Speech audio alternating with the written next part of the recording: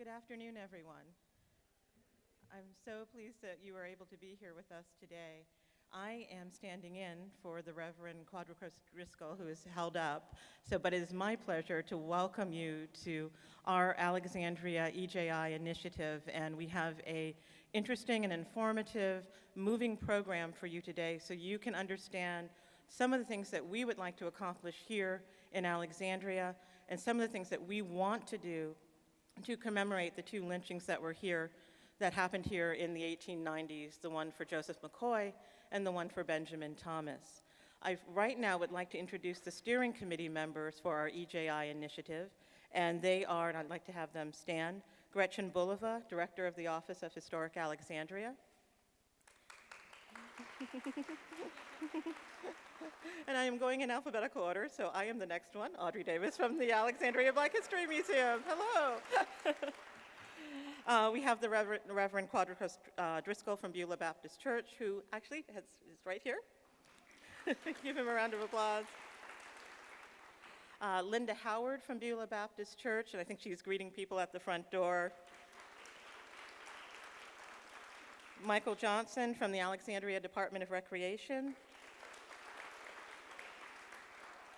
Jean Kelleher, Director of the Office of Human Rights here in Alexandria. Jean is here. Manny McCoy, Director of the Slavery Inventory Database. MacArthur Myers, who's an independent historian here in the area. Cheryl Robinson, Cultural Competency Coordinator for the Alexandria City Public Schools. And Rabbi David Spinrad from Bethel Hebrew Congregation. I have to say, we have a wonderful steering committee. We have a great time at our meetings. Our meetings are public meetings, so you're welcome to sit in during our meetings and hope that you will become more involved, but we'll also be sharing ways that you can become involved through different committees that we have here within the city. I'd also right now like to acknowledge some of our elected officials who are here with us. I'd like to first acknowledge our mayor, Justin Wilson, who's in the back with us. City Councilman John Chapman, who's here. City Councilwoman Amy Jackson, who is with us. City Councilwoman Del Pepper, who is with us as well. And from the state, we have Chris Layen from Senator Adam Ebbins' office. And a good friend of the City of Alexandria and so supportive of many of our programs, Congressman Don Beyer, who's with us today.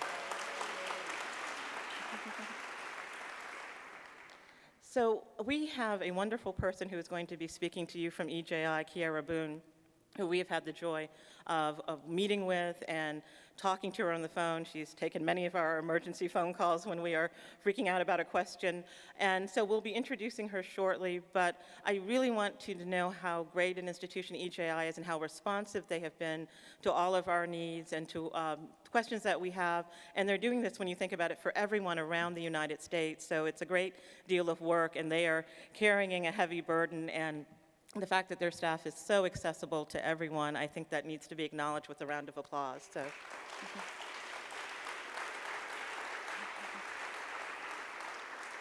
So to introduce our keynote speaker, but first I'd like to ask Pastor Q if you'd like to come up and say a word, and then we'll introduce our MacArthur Myers, who will introduce our keynote speaker. Good afternoon, everyone. Well, surely we can do better than that. Good afternoon, everyone. Great. This is an exciting time for the City of Alexandria. I am Quadricus Bernard Driscoll. I'm the senior pastor of the historic Beulah Baptist Church here in the city that's located at 320 South Washington Street. And so I'd just like to thank you all for coming this afternoon. We know that there are many activities and events that are happening around the DMV, and particularly in the City of Alexandria, but it shows your commitment and your passion for the city and for equal justice. And so we thank you. You will hear a little more from me as we have questions a little later, but I thank our congressman for being here. I thank the mayor and the city officials for being here, and I look forward to a very rich discussion. Thank you.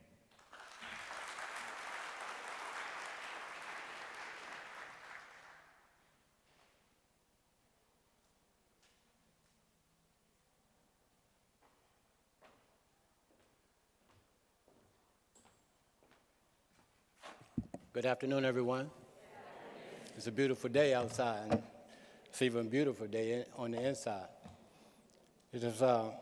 My name is MacArthur Myers, and it gives me great pleasure to introduce our guest speaker, Ms. Kiera Boone, Deputy Director of Community Education for the Equal Justice Initiative. In her role, Ms. Boone worked with EJI racial injustice projects, which create an opportunity to advance truth-telling in America about the history of slavery, racial terror, lynching, segregation, and mass incarceration. Ms. Boone earned a degree in political science from Davidson College in 2011 and a nonprofit management executive certificate from Georgetown University in 2012. Prior to her joining EJI, she worked with the National Coalition for the Homeless in Washington, D.C., and managed support for community development in Florida for the Jesse Ball DuPont Foundation. As a native Mississippian, Ms. Boone had lived her entire life in the Deep South. She believes in the importance of truth-telling to move our communities towards reform and healing. The Office of the Historic Alexandria is grateful for the support Ms. Boone has provided via email and phone, and through her visit last year with Ms. Gretchen Bolivar, Director of the office, and Audrey Davis, Director of the Black History Museum, on matters related to Alexandria's lynching initiative. While Ms. Boone's time is limited today, she has promised to return as we move forward, being the city, with this project. I introduce to you Ms. Kiera Boone. Ms. Boone.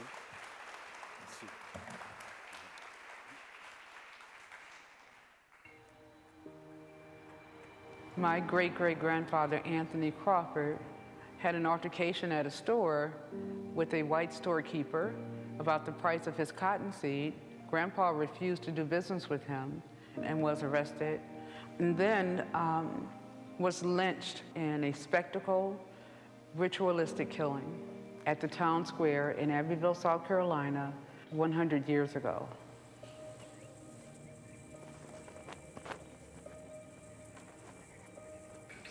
WZLA, Abbeville, Greenwood, 92.9 FM.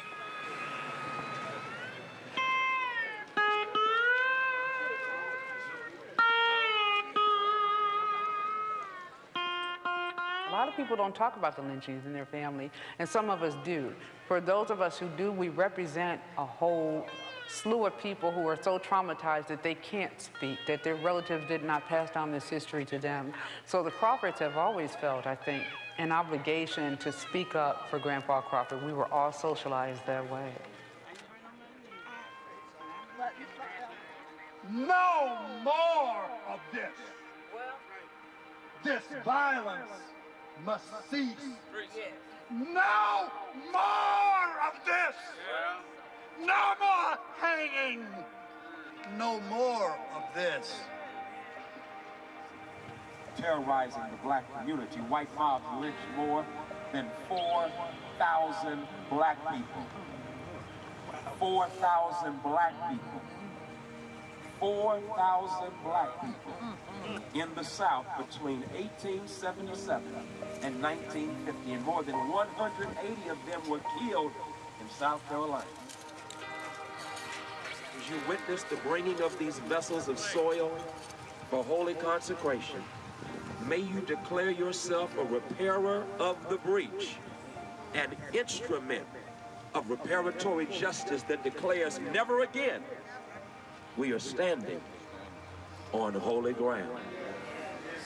It was moving to stick our hands in that dirt and to look at actual soil that holds too many people's DNA. I think is a powerful way of symbolizing the history of lynching in the United States. And if we start telling the truth about our history, we can actually change the climate for freedom in this country. I don't think slavery ended in 1865. I think it just evolved. It turned into decades of terrorism. We're here today because there was terror in this region. Black people were pulled out of their homes. They were burned alive. They were murdered. They were hung. They were beat. They were shot. And that terror has to be acknowledged. Exactly. Yes. This landscape is littered with the iconography of the Confederacy. It is a false story. It is an incomplete story. We're changing that today. And we have to change it because something important happened here. 100 years ago, a man named Anthony Crawford, a strong man, a faithful man, but because he insisted on fairness, a lot of people didn't like that he was doing well. They didn't like that he could sell food and cotton to white merchants. And one day when he was being confronted by someone who wanted to buy his product for less than was fair, they actually arrested him because they couldn't allow a proud, strong, prosperous black man to stand up for fairness. And that wasn't enough. A mob of 300 people came to the jail to pull him out. A trial wasn't going to be good enough. And they took this man out of the jail, and they actually dragged his body through this community. And then they took him to a spot, and they weren't content to just beat him. They weren't content to just hang him. They shot his body 200 times. When the family, the grieving family whose descendants are here today, just wanted to reclaim their grandfather, the people in control said, no, we're going to let that body hang there for a few days, just as a statement to all the black people in this region. And that family had to flee, and it was an injury. It was a burden. It was an assault. And today we are here to give voice to that hardship. But more than that, we are here to give witness to the importance of what can happen when we come together and say, I'm here. And sometimes the most powerful thing we can do to be truth tellers, to be witnesses for justice, is to gather in a place like this and say, I'm here. This marker is a story about hardship. It is a story about bruising and cutting and suffering. But when we get together, when we say we are here, when we join together in truth-telling, we turn those cuts, those bruises, those scars into medals of honor. This is the most honorable place in Abbeville, South Carolina. We are here!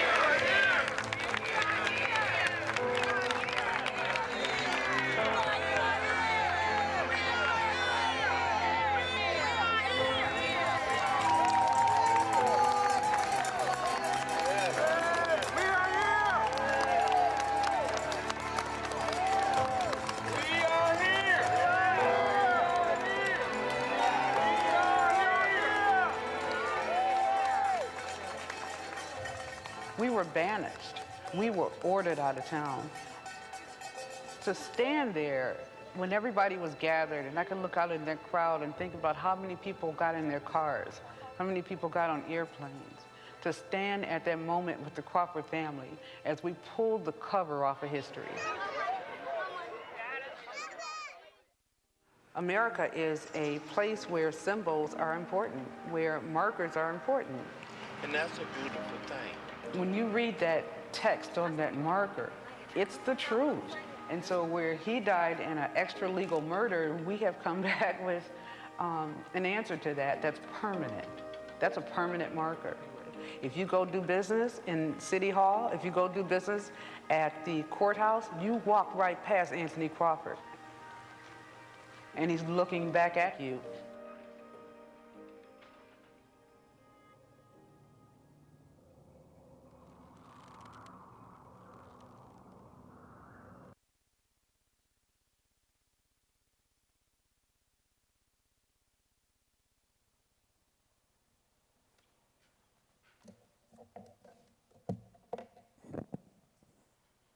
Good afternoon. I'm so encouraged to be here. I'm so thankful that so many of you came out today. On behalf of Brian Stevenson and the entire team at the Equal Justice Initiative, thank you. Thank you for being willing to engage in this conversation and this dialogue. Thank you for being willing to open up your minds and hopefully your hearts as well to learning more about not only this history, but why it's relevant, why it's important, and why it's crucial that we create space for these types of dialogues, this type of acknowledgement, and this type of reflection. I wanted to start with that video about what the ceremonies and the work that was done in Abbeville, South Carolina, because I think it can be helpful to see the power in these types of remembrance ceremonies and creating space for truth-telling. And there are many layers to that, and I'm happy to get into further discussion maybe during the Q&A, but I think it shows that there's something powerful that can occur when we create space to acknowledge this history, to affirm the experience of people, and that's what that marker, that soil collection invited people to do. So this afternoon, I will try to be brief, but I want to give a little bit of contextual information about the Equal Justice Initiative, our Community Remembrance Project, our research and efforts in trying to document the history of slavery, racial terror, lynching, Jim Crow segregation, and its connections to our contemporary work of challenging issues within the criminal justice system today. But I really want to create space to make sure that we have time for any questions that you may have of me. But I will let you know that I will be on a plane to Alabama shortly. And if any of you would like to come with me, you can get a chance to come to Montgomery, visit the museum and memorial. It would be wonderful. So, founded in 1989, the Equal Justice Initiative is a nonprofit human rights organization that provides legal representation to people who have been illegally convicted, unfairly sentenced, or abused in state jails and prisons. We challenge the death penalty and excessive punishment, and we provide reentry assistance to formerly incarcerated people. Over the course of more than 30 years, EJI's work has also expanded to more explicitly confront racial inequality through our community engagement and public education efforts. Now, perhaps more than ever, we understand that we have to commit ourselves to an era of truth and justice if we are to repair and to restore our nation from its long history of racial injustice. In order to understand and to fully appreciate the ways that our current discriminatory policies and systems impact our society, we have to unpack and confront our history of racial inequality. This history is embedded in the very fabric of our nation and emphasizes the ways that we use this narrative and myth of racial difference to justify behaviors that would otherwise be unjustifiable. It provided permission to not only demonize, but to strip the humanity from another community. And we use that myth, that framework, to devastate the Native and indigenous populations that were on this land. And then that ideology was deepened and evolved into the rationale for the hereditary system of chattel slavery that existed in this nation for centuries.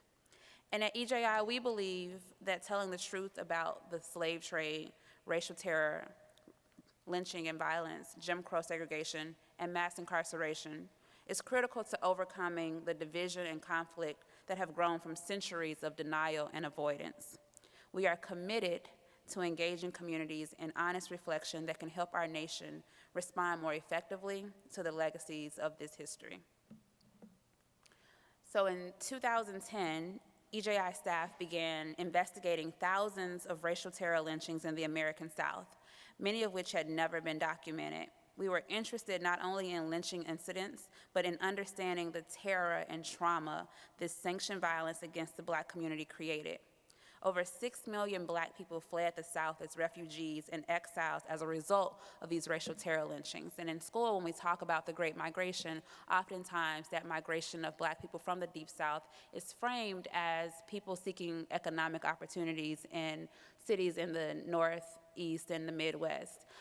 But when we look at this map and we understand the violence that occurred, oftentimes people were fleeing from the threat of violence, these near lynchings, or from actual incidents of violence like the Crawford family. After Anthony Crawford was lynched, his family was forced to leave their land that they had there and to flee to New York. Those family members that you saw in that video, for many of them, they had learned about Grandpa Crawford, but they had never stepped foot in South Carolina.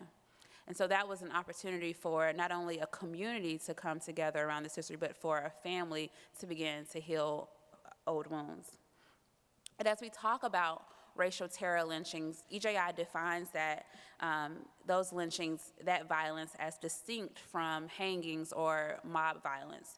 Racial terror lynchings were acts of terrorism carried out with impunity against Black families, oftentimes without any fear of any consequence or repercussion.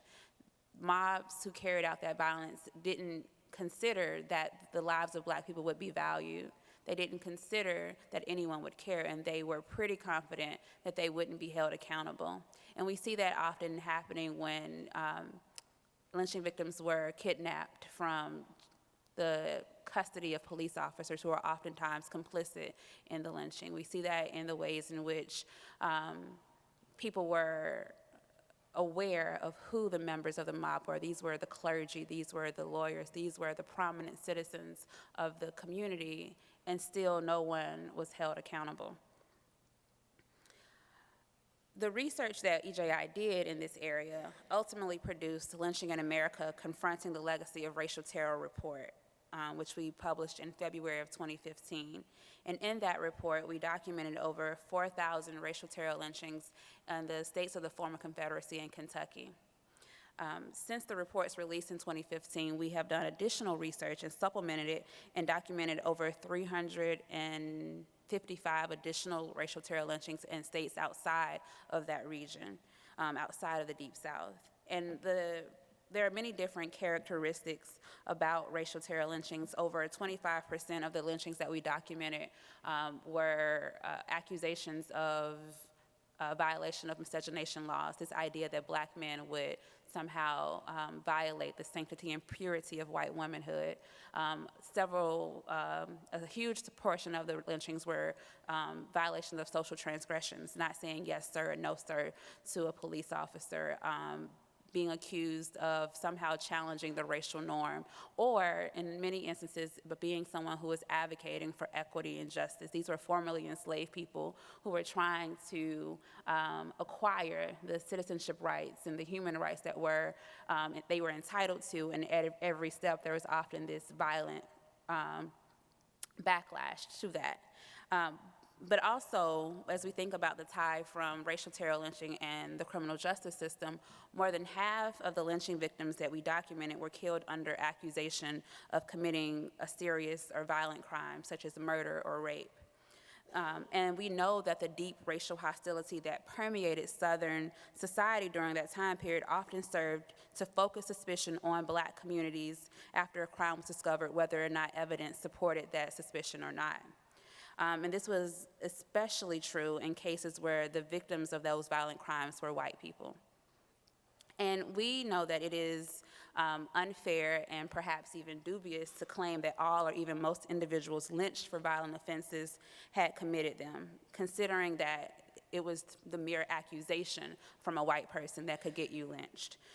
Whether or not, and they were often never subject to any real scrutiny, and despite having a functioning criminal justice system, despite having a court system with a jury and judge, and we can have a different conversation about the fairness of that process, mob violence was still allowed to be the letter and the spirit of the day. And so in this society, white lives held heightened value while the lives of black people held little or none. And of the hundreds of black people who were lynched under accusation of these serious violent crimes, nearly everyone was brutally killed without being legally convicted of any offense. And so we didn't even go through the facade of these court hearings. We didn't even go through the facade of trying to put forth justice, despite there being instances where there was clear evidence of innocence of these victims. And so we have found in our research that race, rather than the alleged offense, sealed the lynching victim's fate. Lynchings became a statement of racial terror and white supremacy, and that was widely reserved for black suspects. White people who were accused of similar crimes were much more likely to be tried, convicted, and punished by the legal system, and that just wasn't the case for black people. And so EJI has also embarked on a project to memorialize the history of racial terror lynching by visiting hundreds of lynching sites, collecting soil, and erecting public markers in an effort to reshape the cultural landscape with monuments and memorials that more truthfully and accurately reflect our history. Many communities where lynchings took place have erected monuments recognizing the Civil War, the Confederacy, and white Southerners violent retaking of local power after Reconstruction. But very few monuments or memorials address the history and legacy of lynching, and most victims of lynching have never been publicly acknowledged. In Montgomery, Alabama, where EJI is based, there are over 50 monuments, memorials that acknowledge and celebrate the history of the Confederacy. Prior to EJI's work and some work of local historians in the area, despite Montgomery being one of the most active slave trafficking places along the domestic slave trade, there was no acknowledgement of that institution throughout the city. Our two largest high schools are Jefferson Davis High and Robert E. Lee High. But in the state of Virginia, I don't have to tell you what about monuments and memorials and their presence. And for us, we think it's really important that we not only understand where and how these structures are placed, we think it's really also important to think about when and how they were installed and what their message was intended to convey. And oftentimes, just reading the text of the ceremonies is where the answer lies. And so with our public education project, we have a website called Segregation in America, and on that website is a map of documenting the placement of Confederate memorials throughout the country. And along with that map is a timeline so that you can see from the very first markers to now. I think the most recent might have been in 2015 in Arizona. I'm sure that data point is out of date right now, though. But you can see how they are used as tools to convey something, because we understand that what we memorialize says a lot about who we are, our identity as a community, and what our values are. And if we want our values and our identity to be something that is more aligned with the missions that we often see presented, then we have to have a hard look at what has happened. And so when we think about the Civil War, we think that we argue that the North or the Union won the war, but the South and the Confederacy won the narrative war. They controlled how we think about that period. They controlled how we think about what has happened after that, and we need to change that. We need to encourage communities to work together to offer a more truthful and comprehensive understanding of our history and its legacies that shape our contemporary lives. And that's hard, because it's not just the version of history that we get in school. It's the version of history that is passed down to us by the people whom we love the most. It's the people who have raised us, who instilled our values. And so to unpack and to unlearn and to question that authority takes time, it takes a process. And that's why at the beginning, I always encourage people to open their minds as well as their hearts to these conversations of a more comprehensive lens, to think about our past, not just from the perspective of the victors, but the people who were the most vulnerable and oppressed during that time. And so at EJI, we've tried to create a lot of different opportunities for engaging with this work. We are very process-oriented people. We believe that the journey is ongoing. It is a constant struggle, and it is something that is important, but we recognize that there should be opportunities for tangible engagement that allow people to touch, feel, hear. And so one of those projects is the collection of soil. So in the video about Abbeville, you saw people putting their hands, using utensils, and collecting soil from lynching sites. We have documented over 4,400 victims of racial terror lynching, and we're inviting communities to do these acts of remembrance ceremonies. And oftentimes we know very specific details about where a lynching occurred, and sometimes we don't. It's a much more symbolic location, but there is always something very powerful about standing in that place and speaking the truth of what has happened to someone there and connecting those dots to our contemporary present. And one of the things that we recognize about soil is that the physical landscape has changed so much. I'm sure Alexandria looks different today than it did even 5 years ago. And so oftentimes we don't have the built environment to tell us that on this tree, on this post, in this river, or in this house, this violence happened, but we know that the land has been here. We know that the land carries a story, and we believe that this land, the soil, is the sweat of the enslaved. We believe that in the soil is the blood of victims of racial terror, lynching, and violence, and there are the tears of people who were humiliated by Jim Crow segregation. But we also know that the land and the soil is about birth. and it is about life. And so we recognize that there is hope in these jars of soil. And so when we create those opportunities, when communities go to those places, it is a time for reckoning with the past, but it is also a time for that commitment of witnessing that history, but also committing to never allowing those systems of oppression to continue, to interrupting it, to hopefully creating a better and stronger future for the next generation. And when you see all those jars of soil together, this is an image from our museum in Montgomery. They tell a narrative, they tell the story, and they represent each of these individuals, and you get a stronger feeling that that was somebody, that was somebody's brother, that was somebody's daughter, that was someone's mother, father, and those collective narratives become stronger in our ability to understand the weight and legacy of this past. The other project that complements the soil process is the installation of historical markers. Another reason why I wanted to show the videos, I think for people who work outside of public history or historical institutions, the idea of historical markers is like, why would you do that? Nobody reads markers. But I think there is something really powerful, and people do read them. Those markers tell the dominant narrative. Those markers tell how a community wants to be known, what they want to acknowledge.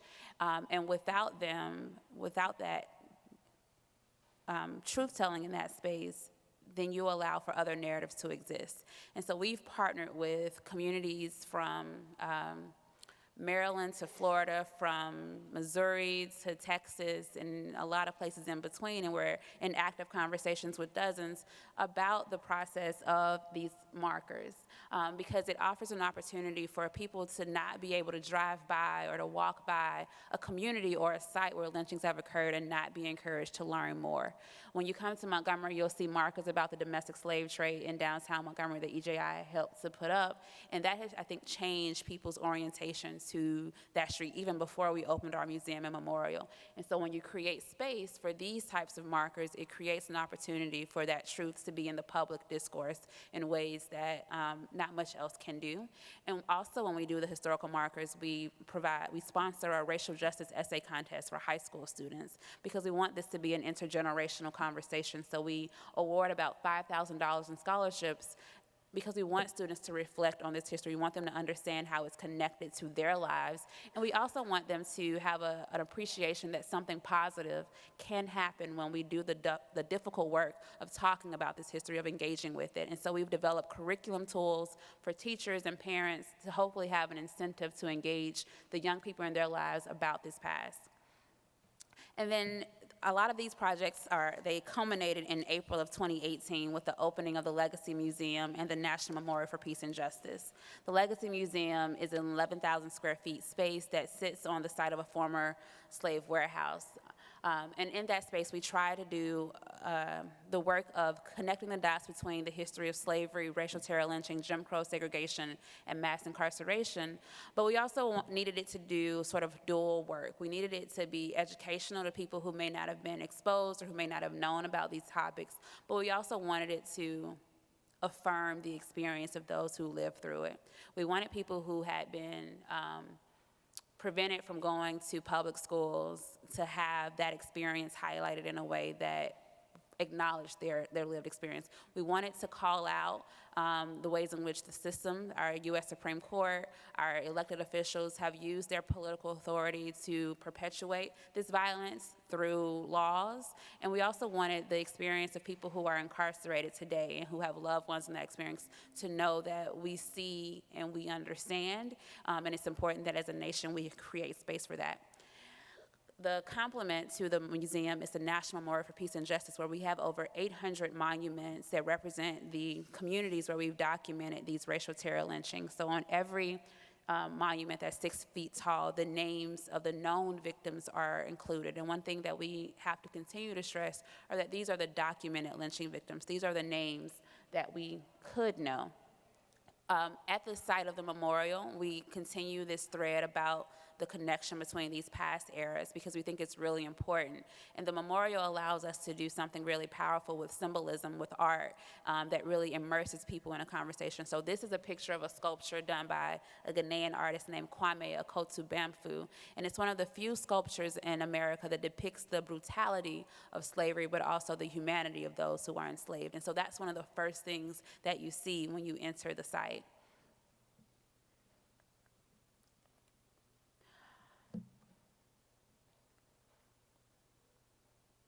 And although the memorial and the museum and the Community Remembrance Project use the documented lynching victims, we dedicate this work to all victims of violence and to all victims of racial terrorism.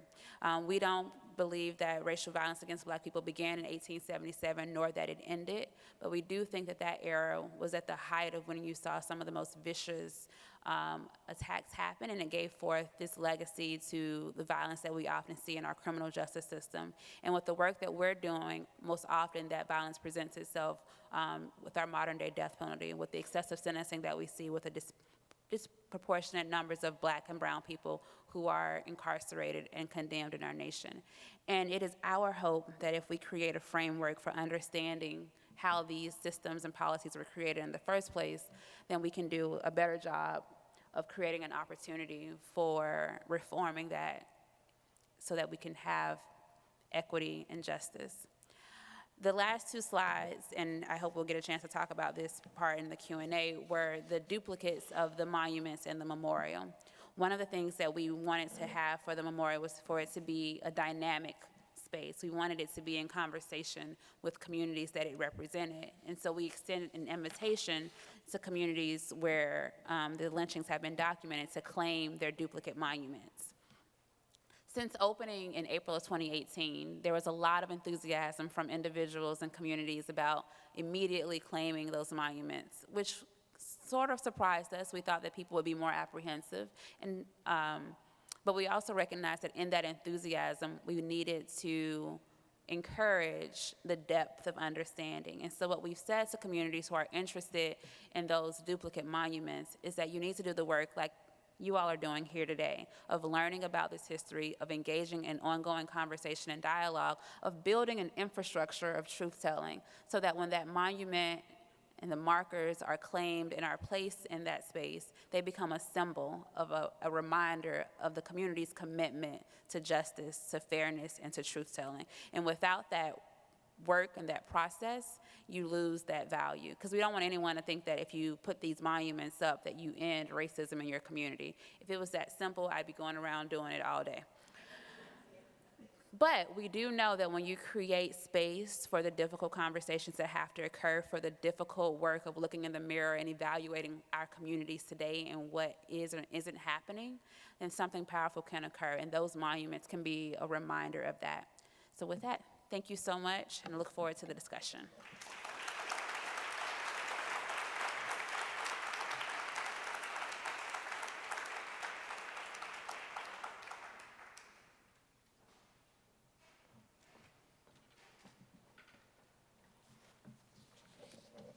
Thank you, Kiera.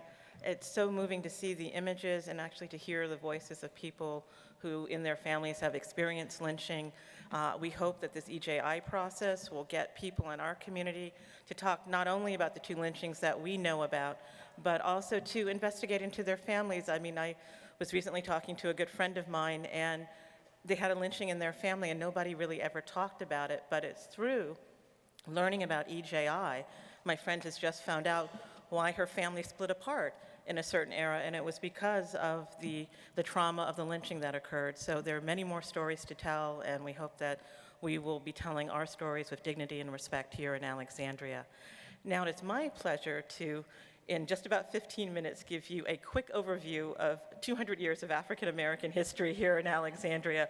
So please understand, I am only scratching the surface. There are so many stories to tell, so many people in this history, but we wanted to give you just a brief context for our history here within the city. And I was titling the slide, Looking Back to Look Forward, and that's what we're really trying to do this year. We're kicking this project off. It's our commitment to social justice, but please know it's not this year. It's not just this year and next year. This is an ongoing city initiative. This is ongoing city work where we will be having honest discussions about civil rights, social justice, and where we can go to really honor our commitment to make Alexandria an inclusive community. So I have the clicker here, I think, or is there a, okay, I think the clicker. Oh, good. Oh, thank you. So just the first slide, most people know that Alexandria was founded in 1749. We know that we had many enslaved people here in Alexandria. Enslaved people helped to build our city. We know that by 1755, we had a population of close to 400 enslaved people of African descent living here in the city. They were building homes, they were working in households, they were really a part of the infrastructure of the city and something that you would have seen, these people you would have seen around you at all times within the city. We also had a free black population. We know by the time of the first federal census in 1790, we had 52 free black people living in Alexandria. But one person that you might not know about, well, you may know Benjamin Banneker, you may know that he was a famous astronomer, but many people don't realize that he was actually here, camped out at Jones Point in 1790 in a brutal winter that he said almost did him in. He was in his 60s, camping out in a tent at Jones Point, being part of the Federal Survey and working with Andrew Ellicott.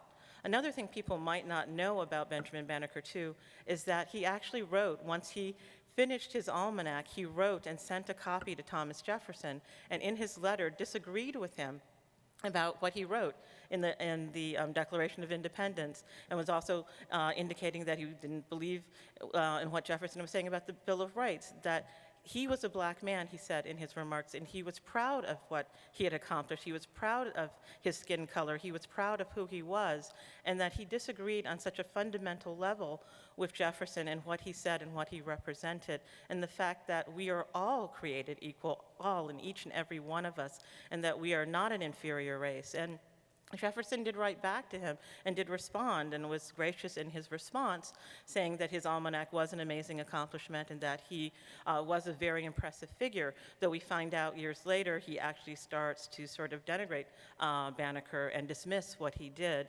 But it was really an important step, I think, for Benjamin Banneker to say that he is speaking for his race, he is speaking for a people, and that he wanted to show that there was excellence and creativity in these people, but not only in the free black population, but in the enslaved population, but that these people needed to have a chance and they needed to have freedom. Many people travel across the city of Alexandria back and forth on our streets, and they miss part of the interesting parts of our city, or they may not be aware of them. The Duke Street corridor is a very rich area for African American history.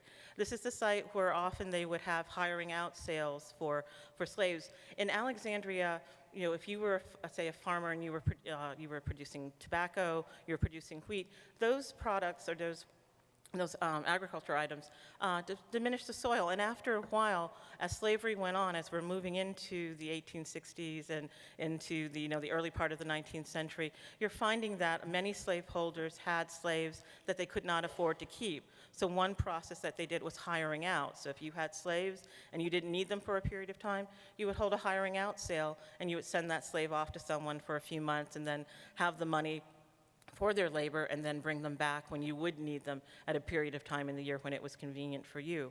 But also on Duke Street, many people don't realize that there were two slave dealers there were more than two slave dealers, but two facilities that dealt in slaves on Duke Street. We have first at 1315 Duke Street, the Franklin and or the Freedom House Museum as we call it now, but formerly the operating offices Franklin and Armfield dealers and slaves. There were actually 5 different dealers who operated out of that building between 1828 and 1861 with the Union occupation of Alexandria.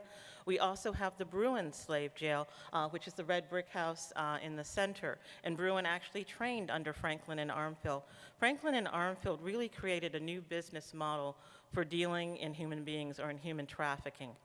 It was their innovations, unfortunately, in the unsavory business of the slave trade that made it easier for others who came after them to not only sell people and to deal in men, women, and children. We often say that if you were of African descent and you were here in Alexandria in the late 18th century and in the early part of the 19th century up into the Union occupation, that Duke Street really would have been an area that would have filled you with fear. You would have known that if you were enslaved, and you were going into 1315 Duke Street, that this is a place where you are probably never going to see your father again, your mother again, your sister or your brother. You may be separated from your grandparents. This was the end of the family or the family unit that you knew after you have been through this building and you were sold further south. It's really a traumatic experience for many African Americans. And what we're trying to do, because now, in a unique partnership with the Northern Virginia chapter of the Urban League, the Office of Historic Alexandria is working with them to manage the Freedom House Museum. We have hours where we are open Fridays and Saturdays from 1 to 5. We offer special tours. We are delving into the history of the domestic slave trade here in Alexandria. We have a unique spot here in Alexandria. With our slave pens here, not many people are really telling the true story, the interesting story, the terrible story of the internal domestic slave trade in this country, and we can do that on a national level. What's happening here is impacting other areas of the South and other areas of our country. So this is a chance where Alexandria can take the lead in this and really be in the forefront of telling the story of enslavement in America. We have the story of the Edmondson sisters. Many people know their story, some of you do not. They were trying to escape with other enslaved people on the schooner the Pearl in 1848. Unfortunately, due to bad weather, their ship was held up in the Chesapeake Bay, which in turn gave their owners time to find where they were, to send people out to bring them back. Bruin actually had charge of the sisters and their brothers. And he decided, because the 2 girls, Emily and Mary, were fair-skinned, attractive, and young, that he would make them fancy girls or prostitutes. So he actually sent them further south to Louisiana. Only for them, it was fortunate that disease broke out where they were, and Bruin brought them back here to save his investment, which gave abolitionists and their family time to buy them and to buy their freedom. But this is a story here. There is a sculpture on Duke Street that many people pass daily of Mary and Emily, and they don't know their amazing story. We're pleased to say, though, in the Office of Historic Alexandria, we've added new signage this year to the front of the sculpture so that you can go there and that you can understand that story. And then there's also wonderful books, Escape on the Pearl, that will give you more in-depth detail about the escape and the other enslaved people and what happened to Mary and Emily afterwards. And then we also have the Alexandria African American Heritage Park, which is just, if you know where the Table Talk restaurant is and where Whole Foods is, it's over just on Holland Lane, and it actually preserves an 1890s African American cemetery. It has the 3 tree sculptures that are called Truths That Rise from the Roots Remembered. They were done by Jerome Meadows, a Washington, D.C. sculptor. And on the 3 sides of each tree, they are engraved with the organizations and people, African-American organizations and people, who really helped to build this city. And if you go through the park, it preserves a wetland area, and if you take the trail around, you turn and you can look over into the Alexandria National Cemetery, where many of our USCT are buried. So if you haven't been to that park and haven't had a chance to do that walk, it really is a lovely thing to do. It's meant to be a contemplative space. We're so happy to see that so many more people are using it. When it opened in 1995, it took for many years until the Carlisle development came for people to really acknowledge the park, but now we see children out there, we see people walking their dogs, we see people just sitting and just thinking about the space and the people, and it's a wonderful addition to Alexandria. And just a quick slide, because I wanted to mention something that happened last weekend. Many of you may know that last weekend was the 5th anniversary of Alexandria's Contrabands and Freedmen's Cemetery Memorial. It is a beautiful site, if you have not seen it, at the corner of South Washington and Church Streets, and it is the burial site of over 1,700 contraband or escaped slaves who came into Union lines in 1861 because we were Union occupied, looking for a better life, looking for freedom. We say that many thousands came to Alexandria looking for freedom, but many did not live long in it. We have over half of the burials at that site are children under the age of 16. It is an incredibly moving space. I encourage you to visit. There is the wonderful sculpture by Mario Chiodo that is called The Path of Thorn and Roses, which is a lovely evocation of grief, the hopelessness that comes with grief, but the passage with time that gives one, again, hope. It is a lovely sculpture that you see something different in it every time the lighting is different. It is truly lovely. And then we have the bas-relief by Joanna Blake, the late artist Joanna Blake, who worked not only on the World War II Memorial, the Battle of Bladensburg Memorial, and many other memorials around the country. She was a young, talented artist. She died tragically at 36, shortly after the Freedman Cemetery was dedicated, but her work lives on. And then we have the names listed of all of those members, of all of the people who we know that are buried on that site. And we have a little link beside the name where we know that there's a living descendant. And we've had local genealogist Shara McCargo-Baugh publish her book this year about Freedman Cemetery, and she's found over 1,000 living descendants who are related to people buried at that site. We also have our United States Colored Troops who are here, or USCT, and this is one of my favorite photographs of all time. It was actually found by a man on eBay, and it's a really interesting picture. It was taken here in Alexandria at the Louverture Hospital. It was taken by a young missionary or aid worker here to the contraband and to the USCT. The man did a brilliant thing, and I tell people all the time to always do this with your photographs. Write the first and last name of everyone in your photographs on the back of your photographs, because 5 years later you probably won't remember who they are. And the gentleman did that. And so the owner of the photograph, Charles Joyce, has done research, and we know what happened to every single one of these men in this picture. Many of them were injured in the Battle of the Crater in Petersburg.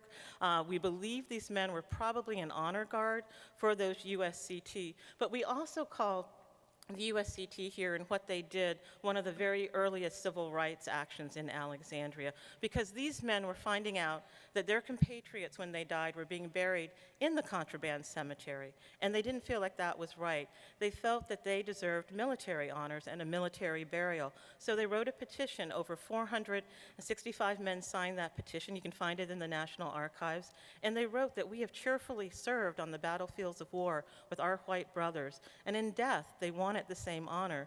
And eventually the military honored that request, and the USCT, who were buried at the Freedman Cemetery, were reinterred at Alexandria's National Cemetery, and you can find those graves there today. So please take a chance if you have the opportunity to do that. And to me, again, it is a lovely story. The story of these men is going to be coming out in an upcoming publication from our office through the Office of Historic Alexandria, where we are combining all the contraband and Civil War research that has been done recently. So we hope to have that book for you later in the year, and you can learn more about each of those men. There were also people in the city of Alexandria fighting against racism. And just two people I'd like to mention briefly.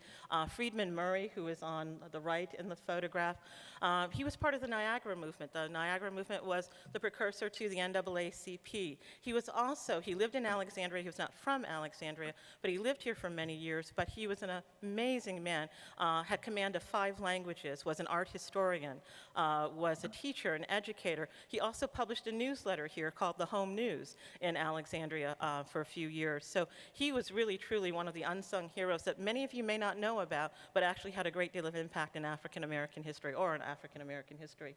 And Dr. Oswald Durant, how many of you know the Durant Center here in Alexandria or have been there for a program?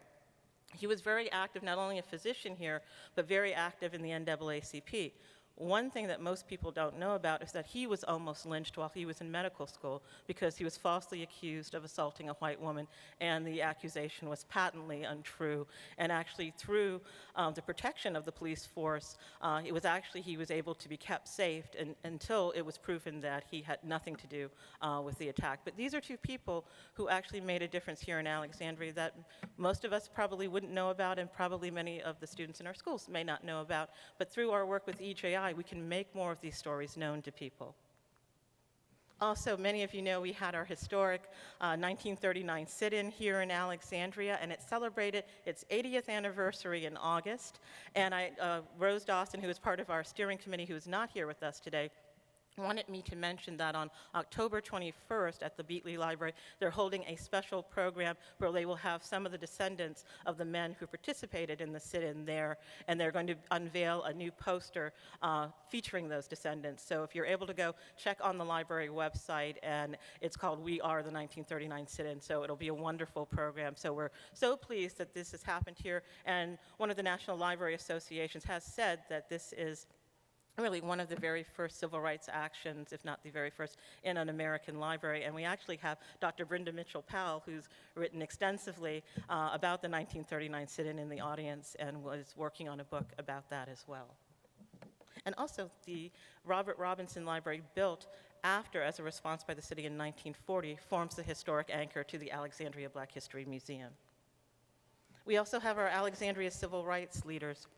Unfortunately, many of the people in this photograph have passed away, but we have the work of people during the years of segregation here in Alexandria, the Secret Seven, who are African-American men who worked for the government, but formed a secret society here in Alexandria to fight for racial equality. They also published a document called the 42 Points. We have it at the museum and can share a copy of that with you. And they published it in 1968 to talk about what the African-American community needed here in Alexandria and the things that were deficient in the community through housing, through infrastructure on the streets, through the schools, everything. And these people really had to toil in secret because there was the danger of their losing their jobs and their employment and livelihood. We also had women who were grassroots activists here. Many of you know Annie B. Rose, or you know the Annie B. Rose apartment building. Annie B. Rose also has a unique connection to Freedom House. Her father, Henry Bailey, was enslaved and sold from Freedom House here in Alexandria to Texas. After emancipation, he walks back here to Alexandria. He settles in Northern Virginia and starts churches that still exist in Occoquan and in Fairfax County. We also have Lorraine Fun Ackes, who is very active in the community, always working on charitable activities, always trying to make sure that there's a better life for the African-American children here in Alexandria. And Eudora Lyles, who became a housing activist because her land or her home with her family here in Alexandria was taken by eminent domain, and she was determined to never see that happen again. So these are strong women who have made a really strong part of our community and made a difference. We also have some other tragic forgotten moments and successful moments. We have the race riots that occurred after the 1970 killing of Robin Gibson in a convenience store where he was accused of trying to steal razor blades, and the owner of the store said that he had a knife and that he had tried to attack him with a knife, and so he had to shoot him with his pistol. And it was found out later that the owner of the store planted the knife. It was his knife that he planted on the body, and no such thing had occurred. But it set off riots here within the city. The stories here in Alexandria made the New York Times in 1970.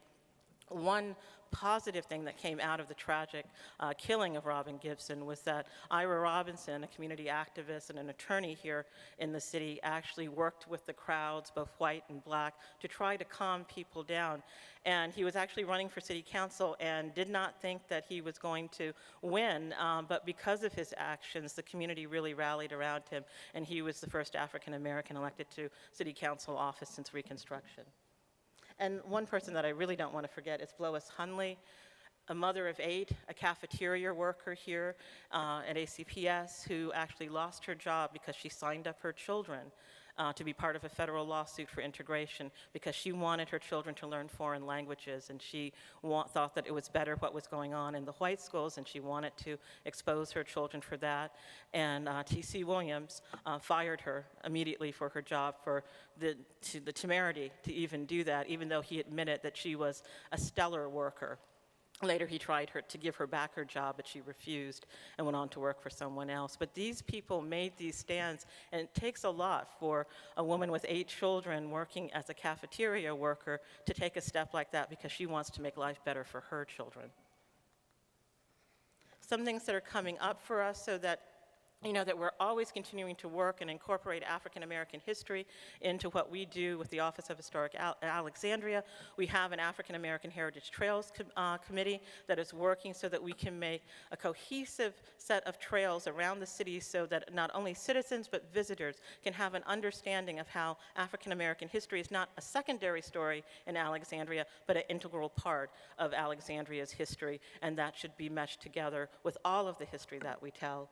And then we also have new initiatives at Fort Ward with the Fort Ward Interpretive Plan. We have the director of Fort Ward, Susan Cumbie, who is in the back, and he's been working very hard for the last few years, steering committees and working with designers for this new interpretive plan, which will bring not only the interpretation that has been continuing about the fort and the defenses of Washington, but also of the African American community that was at the fort, and that will tell the story of the two together and how Fort Ward is really a bastion of freedom and is really freedom's fort for us here in Alexandria in so many ways. And finally, upcoming programs. We hope that you'll join us for some of these. In October, we'll be working with Northern Virginia Community College on 1619 Race, Gender, and the State for a dialogue about issues relating to not only Virginia and race relations. We'll also be screening a film, probably in November, called Gabriel's Revolt, produced by Northern Virginia University Community College students, which is a wonderful, wonderful story, and we'll be so pleased to show it, and we'll be showing it at the Lyceum. And then we'll also premiere Our Alexandria. We're hoping to do that in December.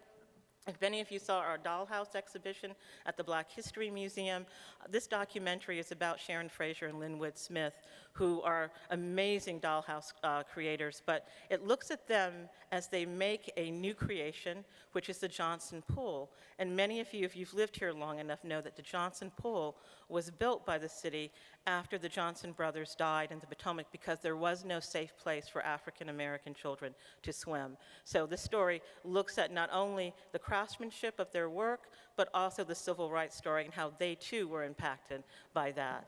And then in 2020, we'll be screening the film The Rape of Reese Taylor, about an African-American woman in the South who was gang raped by 6 men who had the courage to stand up and say, this happened to me, and to demand justice. She didn't receive it at the time, but she was brave enough to stand up no matter what the threats were her and to her family. But we will be showing that story, telling that story as well. And then we will also have Dr. Thomas Wallace of Howard University, an expert on race and gender, about his new book, Rethinking Rufus, which is about the sexual violations of enslaved men. As I said, this is our ongoing project with social justice. We are breaking some barriers. We are going to push some envelopes, talking real truth, speaking truth to power, speaking about African American issues, how race issues, how they impact not only the African American community, but our community as a whole. We want to come together to be the inclusive city that we are. So I hope that you'll join us on this journey, and I thank you for coming out today. Thank you. We will open the floor for questions, and because Kiara has a limited amount of time with her flight, if you have questions you would like to direct to her, we'll invite her to come back up to the podium. And we have a microphone over here, and people can come up and line up for questions. And we have microphones. We have multiple microphones.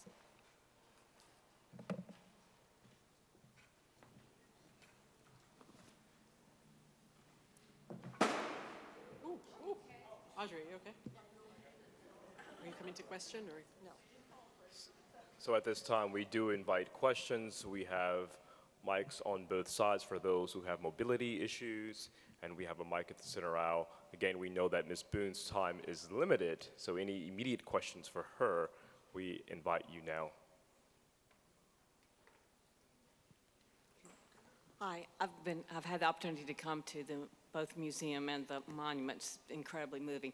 There's 2 things I didn't quite understand. When you say that communities can actually claim the memorial, do you mean have one that's a copy, or to actually take ownership of it in more of a figurative sense, to say that yes, we accept that these lynchings did occur in our county? Yeah, so, I mean, a physical duplicate of that monument.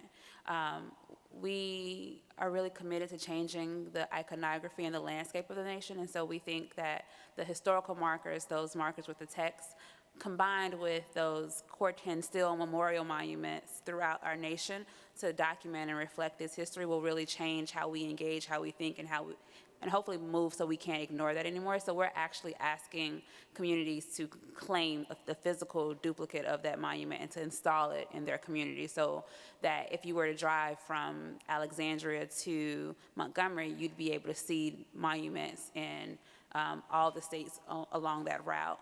But what we've said and is necessary before we will release those monuments to communities is that there needs to be a great deal of education and information and truth-telling and enlightenment. Because for a lot of community members in places where lynchings have taken place, even where there are more infamous cases like in Waco of Jesse Washington or these cases that a lot of people may have learned about in passing, there isn't an acknowledgement or a knowledge about that history today. So I'm really excited about the work that the group here in Alexandria is doing to create space for learning about the lynchings of Benjamin Thomas and Joseph McCoy, the two that we know happened here, and creating space, to Audrey's point, for additional research and engagement about even more ways to unpack that part of the history. Does that make sense? And if you want to know if your particular hometown has actually made efforts to claim it, we can contact your office and find out? Yes, so we haven't released any of those monuments, so we are working with dozens of communities around the soil, around education efforts, around historical markers. If you email memorialmonument@eji.org, we'd be happy to put you in touch, and that's probably how we connected some of the people in this room together. Okay, we have a question over here as well. Thank you for coming. Do you have enough experience with the communities that have participated with you to anticipate what positive and negative reactions the communities have had? Yes, we put up our first historical markers about the history of lynching in December of 2015. So we've worked with several at this point, and I think the communities where we've seen what people might define as a successful response, it has come from engaging as many parts of the community as possible. So different sectors, different ages, and really encouraging people to think outside of our normal networks. So not just the people whom we work and play and worship with, but who are the people in our community who aren't in those spaces, and creating an avenue for those types of dialogues and conversations. So I'm really encouraging you all to participate in the committees and the ways in which Gretchen and Audrey will lay out what they're doing in Alexandria, because I think that could be really successful. The other piece is the education. We have lots of materials. We have a report and videos and websites and other ways to provide multiple entry points into engaging, and we make most of that information available for free. The reports you can access on our website, and I think providing access to that information is really critical in helping people frame, because as I mentioned before, it's oftentimes asking people to have a different orientation to our past and to thinking about lynchings, particularly when people have been accused of really horrific crimes, to really unpack the system and the environment in which it was happening, and to read a lot of the documentation, particularly in white press, with a careful eye, because we have to understand the context in which everything was happening.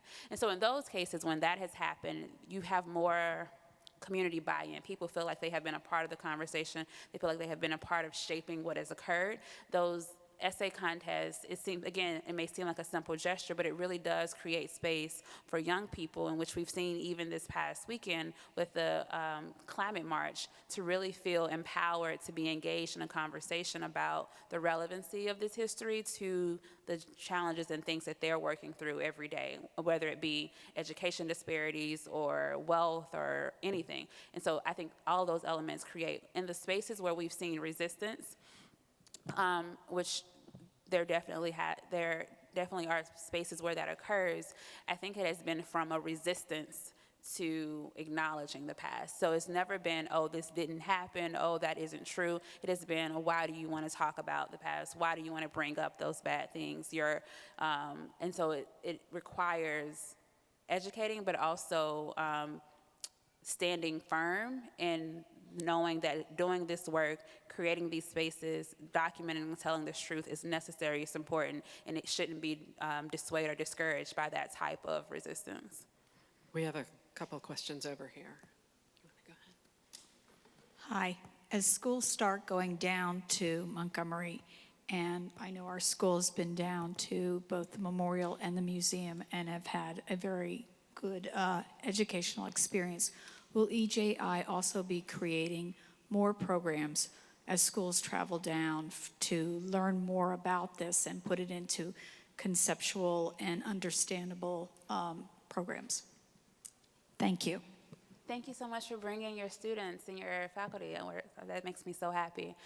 Yes, so right now we have the curriculum tools for middle school, high school educators, and we're working on upper elementary resources as well. We've gotten a lot of interest from educators who are interested in being able to come and engage in conversations to learn how to teach this information, how to bring it into the classroom with the most intentionality and to create the least amount of harm. And so we're looking into developing those in partnership with a lot of other cultural spaces that are already engaged in work with educators. And then we are hoping that other tools like the documentaries about Bryan Stevenson and the upcoming feature film will be other avenues and ramps. His book, Just Mercy, was they made a young adult version last fall, and so we're hoping that that will be another tool that educators can use with younger children as well. And so yes, we plan to continue expanding and deepening that work for scholars of all ages. The issue of reparations for slavery is a controversial one that's come up in the presidential campaign so far. And often white America has flinched because of the broad scape of this concept. But when we're talking about people who've been lynched and the identification that you've created here, we have very specific stories. Has the issue of reparations come forward in your discussions in this particular context, and can you share your thoughts on this? So one of the things that so much of our work is trying to reorient and reframe how people think about and talk about issues. And for the conversation around reparations, it is creating space to understand that the vast amount of injury is something that we haven't really, as a nation, as a community, told the truth about what has happened. So we still disagree about what the harm has been. And I work with a lot of lawyers, some of you may be lawyers, but they tell me that in law school, a lot of what they learn is how to remedy harm. And so what's the issue? What's the adequate, sufficient response to remedying that harm? We are arguing that we need to do the work of telling and laying out the foundation of what the harm has been, and not only what has happened historically, but what those lines and legacies are today. And so when we talk about reparations, it has to be something that goes beyond a financial investment. It has to be something beyond a check. We're talking about how can we repair systems. So take, for example, the disenfranchisement of Black people. The Voting Rights Act of 1965 was created as a tool to basically restore a right that was taken illegally.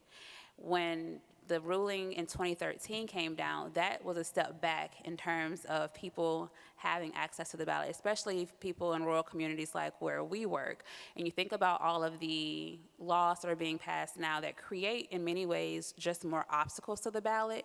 And so if we have a legacy and a history of disenfranchising a whole group of people, what would it look like if we said automatic voter registration for certain communities? And when we get really radical, we say, what would it look like if Black people could vote twice?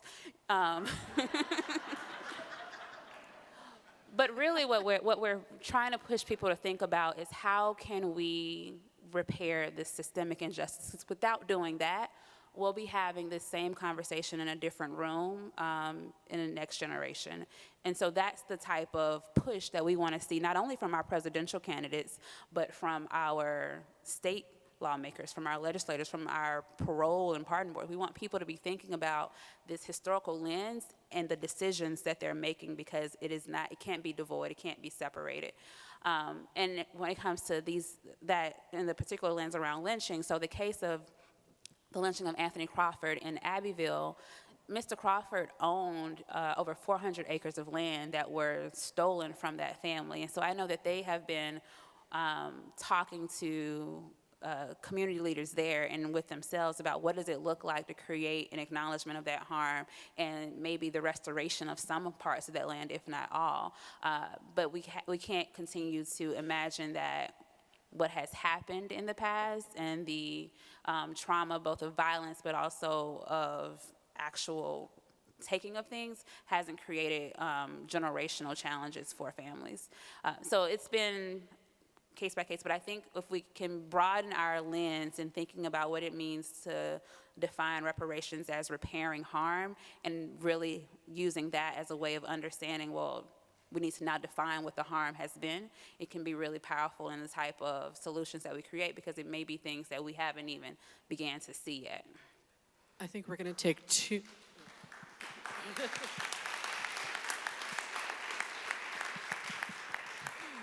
We're going to take two questions now, one here and one there, and then we're going to move on to the next bit. I'm Allison Silverberg, and I'm the former mayor of Alexandria, and I want to thank you for coming and joining us today and sharing your vision and your thoughts. And the letter from Equal Justice Initiative arrived at my desk when I was the mayor. I'm not sure exactly what month and what year, but it was either 2016 or 2017. And I immediately brought it to the attention of the city manager, and now here you are. And so I'm glad that the city staff is continuing to work so hard, and I want to commend Gretchen Bulova and Audrey Davis and Jean Kelleher and all the staff, but it's really your vision and all of your team. And of course, as a resident here, I want to know how we can help you continue to put forward this vision and to make it a reality. Here in Alexandria, we have a lot of things in place. We have our city's statement on inclusiveness, which if you don't have a copy of, we can get you a copy of, because it's posted all across our city. But it basically denounces all racism and discrimination in all forms. Excuse me. And further, we've had other conversations, but I think this today and what you've said today is a huge leap forward. And I hope that just for all of us that you will come back. And I know that the staff has been working very hard, and we will see this to fruition. It takes time to get everything together, and I think it's so wise of EJI to insist that each community fulfill the different requirements of receiving, of picking up their statue, right? And so if you could share with us how we could help, if there's someone who would like to make a difference and make a donation to EJI, would you all accept that? Okay. Well, thank you again so much. Thank you. Thank you, and thank you for the work. And you know, when we look at the timeline, and as someone who has been with EJI for a little over 6 years now, it's a little overwhelming to think about going from concept to the physical building of the museum and memorial. But I'm also reminded that this work has been decades in the making, and it is because of the support of community members that the work that we're doing now in the Community Remembrance Project exists. If we were just in Montgomery talking about the need to confront the legacy of racial terrorism and violence and encouraging communities, but no one invited us to come have a conversation with them, no one was interested in doing that work with us, this project wouldn't be successful. So I am always indebted to the community members who create space for those conversations, for that work in their community. So I applaud the work of Audrey Davis and Gretchen and the entire team and the core coalition here who have been meeting and building an infrastructure. And I know that Gretchen's going to go through how they hope that you all will engage on this local level. But I want you to know that you are part of a larger network of communities throughout the country. And just to give you a snapshot of that, this past weekend, I was in Tulsa, Oklahoma, where we collected soil in a remembrance ceremony for one of the few known victims or named victims of the Tulsa race massacre that happened in 1921. We collected soil in remembrance of Greg Alexander. The weekend before that, I was in Jacksonville, Florida, where we held a soil collection ceremony for two men who were lynched, Bowman Cook and John Marin. The weekends before that, my colleagues were in Anne Arundel County, Maryland, where they installed a marker and gave out an essay contest award as well. And so this is work that has been moving. This summer we were in Orlando and Nashville and Charlottesville, Virginia. And so you are part of a larger community, but what we know is that you know Alexandria best. You know Alexandria, you know the narrative, you know the community, and when you embrace that work, what happens in Alexandria is part of this larger network, but it is still so unique and so genuine to what has to happen here to move these conversations forward, to get closer to that inclusive community. And if you'd like to support the work of EJI, you can do so on our website. Thank you very much for coming here and putting on the event. I agree it's very important for your work to give us a more accurate context of American history. I'm a resident of Alexandria. I'm a little different in that I was born and raised in Iowa, came here working with the federal government. But as a history buff, one thing that struck me is how many streets here in Alexandria are named after Confederate generals. I think the lynching memorial is of first importance, but I was curious what EJI's stance was on possibly renaming such streets or just putting them in context. Thank you very much. Yeah, and that's a lot of what we hope the Segregation in America report and even the Slavery in America, all the reports and videos, because we think that the context is really important. And it's important that we remind ourselves the role that people played and why they were often deemed valuable to be honored in a way with a street naming or a building naming or a bridge or a school, and asking ourselves the tough questions of whether or not that thinking and those values still reflect the values and way in which we want our community to be carried forward today. And is there a way to create space for acknowledging that past and telling the truth about that part of the history that doesn't memorialize it, that doesn't hold it up to some high esteem?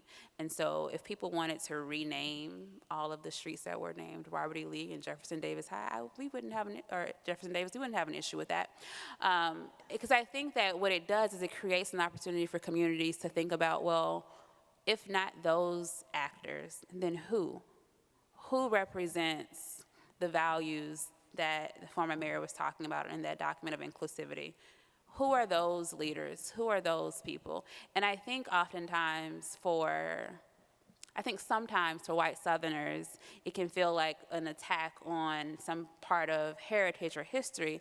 And I want to push back on that and say, well, what is the legacy of that? What is the value in that part of your history? There has to be people who were standing up for equality and equity and fairness for all people that would be much better served to the entire community to think about and elevate those narratives. And so I just want to push us to think more holistically and inclusively about that work. But I think more broadly to advance some of those conversations, we're really steeped in trying to provide people with as much context, as much information, as much knowledge as possible to think more critically about those very issues. Okay, we have one more question in the back.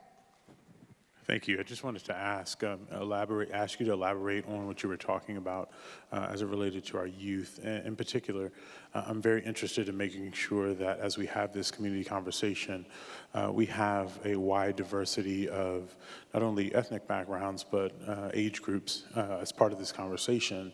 And as you look around, it doesn't look like we've kind of done that. And so what would you recommend in terms of marching orders for us to hopefully systematically change who we bring into this conversation? Well, I know from the question that we have educators in the room, so I think that they should be at the table. I think parents should be at the table, but more importantly, I think meeting young people, meeting students where they are. Where are the places that they are congregating, and how can we encourage an invitation to those spaces to share this information, and finding out what issues matter to them, and showing them that these contemporary issues, no matter what it is so connected to this history that it's essential and important for them to have that connection. I remember before we opened the museum and memorial in Montgomery, we would invite student groups and civil rights groups and community groups to our office for tours to learn more about our contemporary legal work, challenging the death penalty, working with kids in the criminal justice system, et cetera. And we had gone through this whole history about slavery and lynching and a nuanced understanding of the civil rights movement. And one of the young students who is from Tennessee said, "Whew, I'm so glad I don't live in Alabama." And I think it reminded me in that moment that we have to be so explicit in how and why the history is connected to their daily lives and the experiences that they're having. It's kind of like when you're in math class and you're like, why do I need to learn fractions? How is that ever going to be relevant to me? We need to remind and to show and to create space for students to know that. And I think we have to create an avenue for them to understand that this history is empowering, and it is critical that we know it so that we can do something different. But we've seen people get really creative with different film screenings, different speakers, different movies. I'm really hopeful that the young adult version of Just Mercy and the movie that will come out in January, which has Michael B. Jordan and Jamie Foxx, will get on the radar of people who hadn't been thinking about these issues and will be a catalyst. Because I will tell you, Bryan Stevenson was, I think, flattered that someone wanted to make a movie out of the book, but a little hesitant because it's so Hollywood.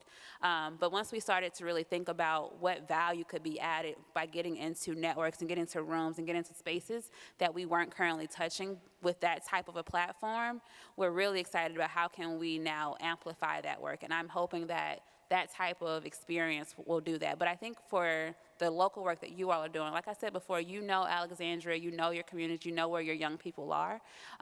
It just requires an intentionality in going there and creating space to be with them there and then inviting them into this room. But I think we'll end by saying this isn't the end of the conversation. I will be back in Alexandria in the future, and I hope that all of you will come to Montgomery and bring several friends with you. I'm accessible. You can email me at kboone@eji.org. You can email the rest of my team at memorialmonument@eji.org. We want to be in conversation. All those things are on our website. And I, again, I'm just so grateful and thankful for this opportunity to meet here with you all. I'm going to stay for as long as I can before I'm fearful that Delta will leave without me. But I just wanted to say from the stage, thank you for being here. Thank you for your engagement, and I really appreciate it, and I look forward to the work that will continue here in the city of Alexandria. Thank you.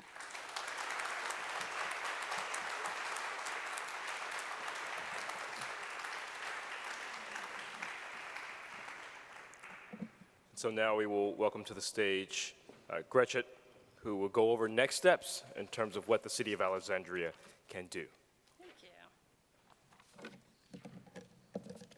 I wanted to begin by recognizing some of our elected officials who've joined us since we began the program. We have our Vice Mayor, Elizabeth Bennett Parker, if you can wave in the back. We have our former mayor, Bill Ewell. Thank you for joining us. And we had the pleasure of hearing from our former mayor, Allison Silverberg. Thank you. And again, thank you to all the city council members for their leadership and guidance. So many of you are here today, members of the community, the faith community, our city staff, boards and commissions, just people who want to make a difference in Alexandria. So thanks for giving up your time on this beautiful Saturday. So what I wanted to do was basically go through our framework that we have set to kind of get this project started. It doesn't mean this is how it's going to be. This is just a guideline to get us moving. And so I just wanted to go through and explain a couple of things. So you have with you a handout that we hope that you leave with us today if you're interested in joining one of the committees that I'm going to talk about. And please select up to 2. If you're super enthusiastic, please select more than that. But our hope is that you really become vested in one committee and own it and make your own. We also hope that some of you will step up and be the leaders of these committees. We have temporary committee chairs, and I know that there is some real talent out there in this audience today and in our community to kind of lead this in a direction that we don't even see at this very moment. So please leave this with us on your exit. You can also fill this out online. The website is below. On the note of online, all of these presentations and connections to websites and everything we've talked about today will be on the Equal Justice Initiative website for the City of Alexandria. And so that website is on the bottom of your paper, alexandriava.gov/historic. And we're going to try to make that as comprehensive a website as possible. You'll also note, when I'm talking about logistical things, the bottom of today's agenda has the future meeting dates and the initial kickoff dates for the different committees. So if you can't see it on the screen, this is the paper to take home and stick it on your refrigerator. Okay, so let's take a little look at this framework. I wanted to back up just a little bit to go over the lynchings in Alexandria. In case you were not here or could not see, we had an initial slideshow playing when you entered about the two known individuals who were lynched in Alexandria. But we know that there were 11 lynchings in Northern Virginia and 2 of those in our own community. And that's what brings us here today. So we want to honor and say out loud the names of Joseph McCoy and Benjamin Thomas, who were lynched in Old Town. And Joseph McCoy's was lynched at the corner of Lee and Cameron Street, so that's basically right behind the Carlisle House, right next to the garden. And Benjamin Thomas was lynched pretty close to the front of City Hall. It was at the corner of Fairfax and King by the Apothecary Museum. In fact, it was referred to in the newspapers as Leadbeater's Corner, and that was one of the owners of the apothecary. And this is an image of the Alexandria lynching pillar that is installed in the museum. We do receive photos from every member of the community who's gone down there and had such an impactful experience. And I encourage all of you to go. We will go as a community as well. But the city is absolutely committed to this initiative on so many levels, but I wanted to also begin with a note from our city manager, who was not able to join us today. But this is a priority for him as well as city council as we move forward. And as Kira pointed out, there's ways that we can partner with EJI to bring those visual elements to our community. And one is by installing a marker or 2 about our 2 lynchings, and also collecting soil and putting those soil samples on view at the museum. Those are tangible things that we can do and start now. And then ultimately, but not the final step by any means, maybe my batteries died.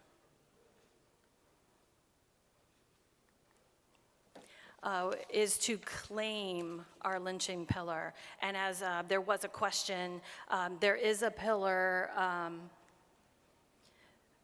ready for us to claim at some point when we go through this process, and then there's one hanging, but this one, we will decide as a community how we claim this, where it's installed, and all of those details.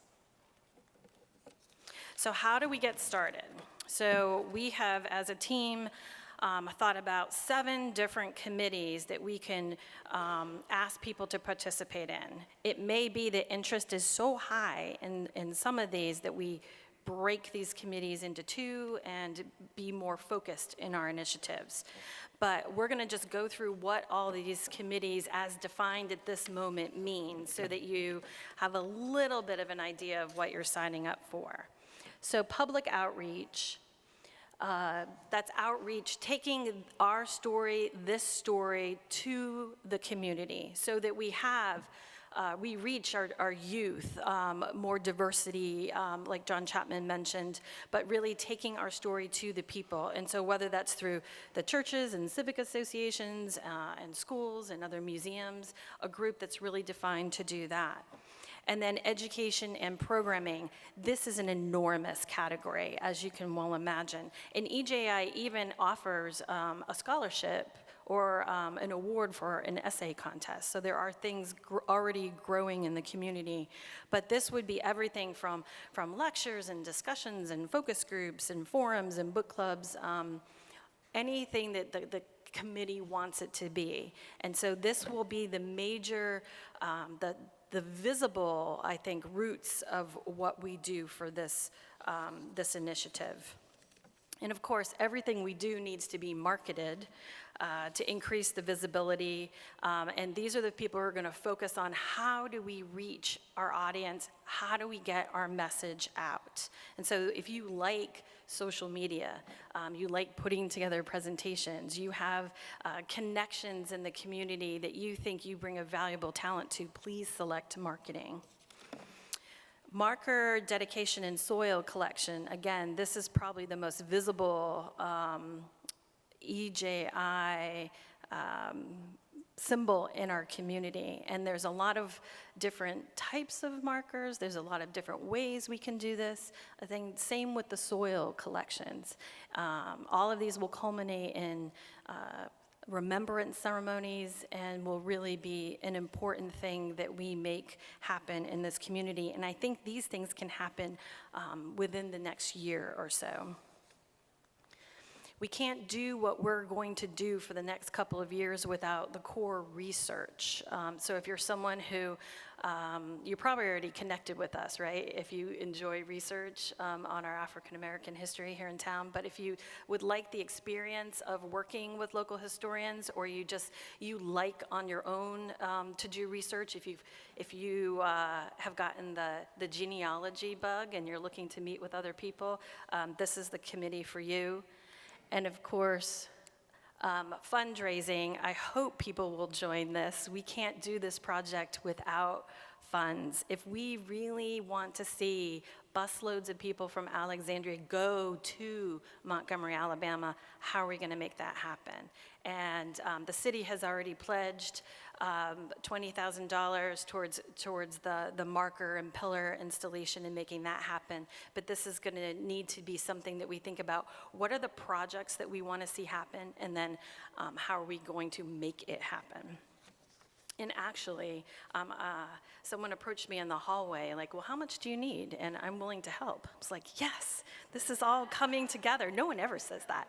So, so thank you. Thanks to all of you.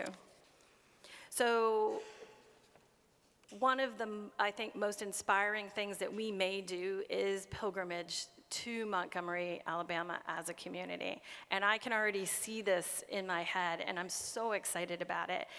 And whether we just go to Montgomery and back, whether we do a whole civil rights tour of the South, and also how do we tie this to our new initiative with the Northern Virginia Urban League and the Freedom House Museum, to talking about how thousands and thousands of enslaved people were sold further and deeper into the South. How do we honor their memory and follow their path and what that means to us today? So the pilgrimage to EJI is going to be amazing.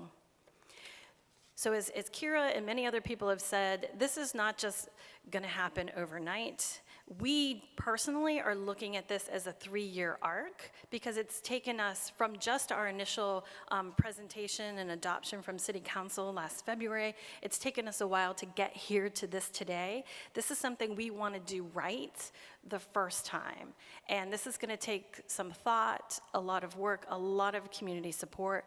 So we're not just going to drive down, well, Kira's not going to let us, drive down, pick us a pillar, and come back. This is a process. It's meant to be a reflection of the community. And once we install our pillar, it doesn't stop with that. We want to continue this dialogue, continue our remembrances, and grow as a community with all of the new friends that we have made in the process. So our next public meeting we will hold in this space. We don't quite have confirmation on our speaker, but we are super excited. Will be November 16th from 1 to 3, where we'll have a speaker, then we'll have breakout conversation groups, and then come back together. And at that meeting, we hope to have reports for how our committees are at least starting their conversations. So that's our hope by November 16th.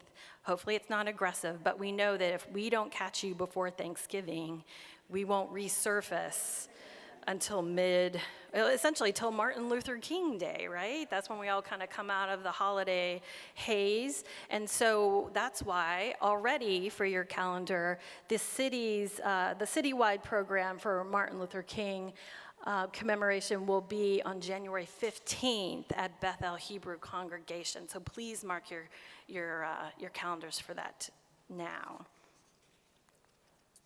So that's kind of the plan. And we've had an opportunity to ask Kira and Audrey questions about the first part. So we want to move to questions now. If you have nuts and bolts questions, we're happy to all answer that. If you want to ask Kira some more questions, and of course, Audrey is the authority on African American history here in Alexandria. So with that, a brief overview, a quick reminder to leave us or register online for a committee and that you have the dates. But I'm going to go ahead and ask Pastor Q to come back up to moderate our questions. And we're taking questions from the center, and then we do have handheld mics if you're in the middle of our seating. So Pastor Q, let me turn it over to you.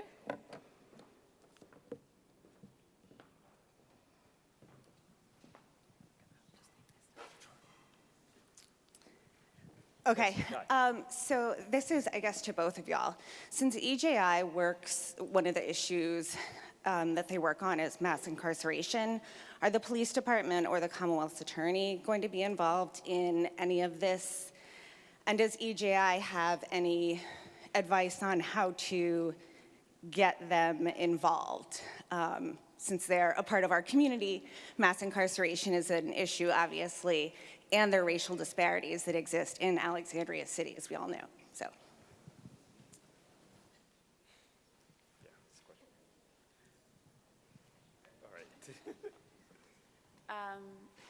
Yes. We've seen institutional partners from different areas that are currently in the midst of some of the driving forces of some of these contemporary issues be engaged in these conversations.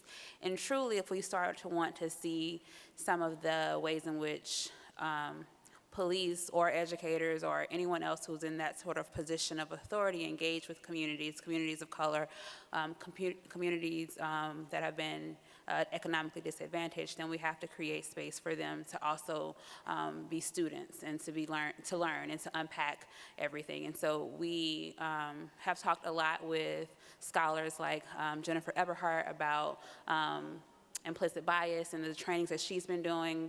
Brian Stevenson served on the 21st Century Police Task Force under President Obama. We recognize that this has to be a dual conversation. We're actually,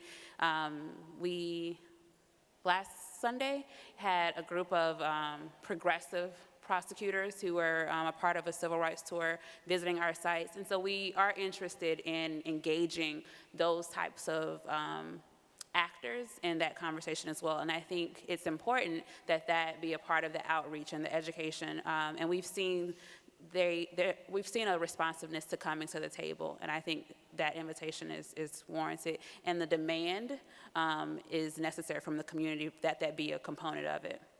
We're going to take one back here real quick. Ms. Boone, you have 4 minutes until your plane leaves.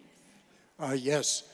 My question is, or my statement first, then a question, is a faith-based organization set the tone as to how we look at racism and also in the past segregation. And we did have an amazing event just the last week or so with Virginia Theological Seminary, making a statement admitting to their racism and also their inaction during the period of segregation. My question is, on a larger scale, have you seen faith-based organizations get involved?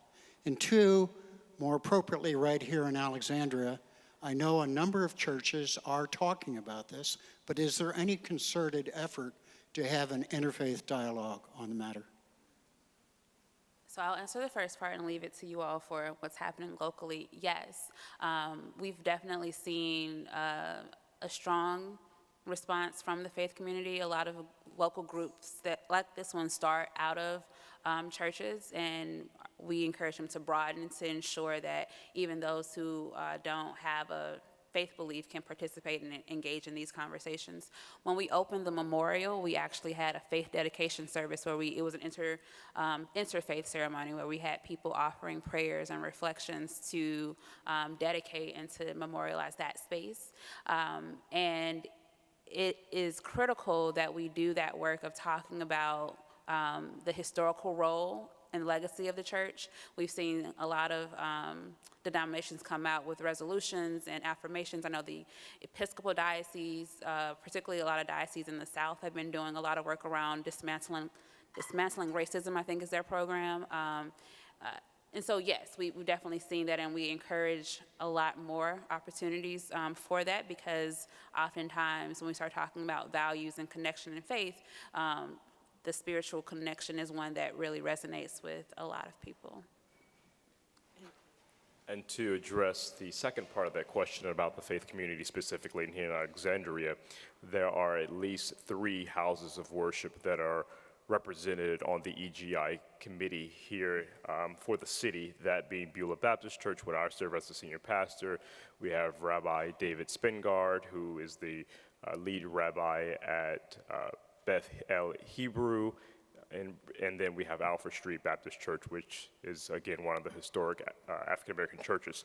I would also note that as I look at Ms. Blair Florlaw, who is organizing a Tour de Faith, and that's really a group of concerned citizens who wish to start interfaith conversations and that are visiting various houses of worship here in the city of Alexandria. And also there is meaningful conversations that's going around in the city as well, around conversations of social justice, racial justice, that is sponsored by Paul Gleast of the Baha'i faith community here in Alexandria as well. So to your point, faith communities are doing some of this work. I think it's incumbent upon us, however, to make sure that our efforts are coordinated and collaborative. So Yes. I have a content question and also a process question. So I think Ms. Boone probably would have answered the content one, which was how do we incorporate Native Americans in this conversation, especially since they have this ceremony with soil and that whole conversation because they were here first. And then the process question is which committee actually goes into the detailed planning of what's going to happen over the first year, like every week, every month, not just the 3-year plan, but what committee works on planning each week of activity, make sure we hit our milestones and mission and vision. I think the overall steering team at this point, I will say, is kind of going to watch to see how it all comes together, that's going to be a juggling act, right? When you've got all these committees competing for Can I volunteer for that? space. Oh, excellent, excellent. So let us know. And I think it's a great point to say that we recognize the indigenous peoples as part of this. In fact, you really can't even start the conversation about slavery until we really acknowledge the indigenous people in this country. So that will be part of our programming as well. So thank you for saying that. Adrian? Okay. Oh. I'm sorry, if we could just hold your question for a moment. We have a special presentation.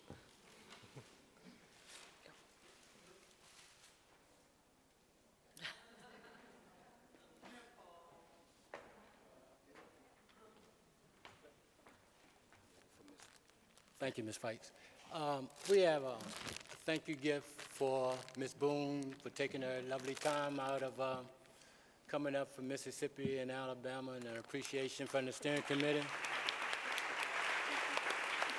Something that you could take on the airplane, make her, you know, so. Yeah. All right, I'll have to get her back. Thank you, Ms. Pike. Yes. Okay, thank you. So I want to talk a little bit about the framework of how we're moving forward. There is an organization, the Civil Rights and Restorative Justice Project. It's through Northwestern University School of Law. And they have really put forth a wonderful framework that doesn't just remember, but it's a restorative justice framework. So to the conversation about police and the courts and what's happening now as this has evolved.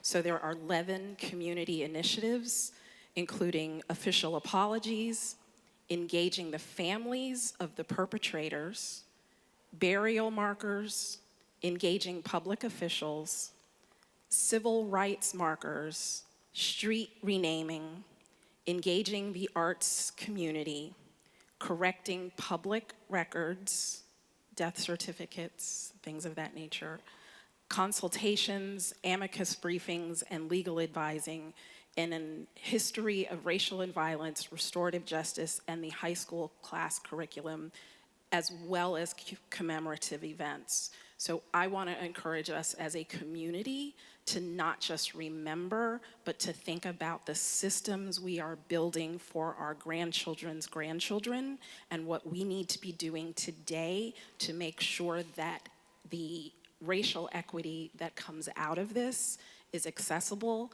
but is also consistent for the years to come. Thank you.